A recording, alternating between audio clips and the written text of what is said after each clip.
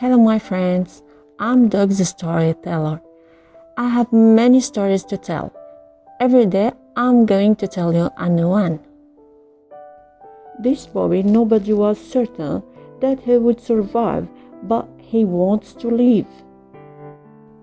When Neizam was born, was extra tiny, weighing only 10 ounces, and all 4 of his legs were malformed from a birth defect. Neizam's owner took him to an organization and asked if it would take him in. Mariel Rojas, president and founder of RabitoKontento, wasn't certain that Neizam's survive. Neizam's main issue is he couldn't eat. He didn't know how to eat even. Rojas rushed him to the vet, but the prognosis wasn't great. Once Neizam was discharged from the vet, they took him home and started bottle feeding him blended food.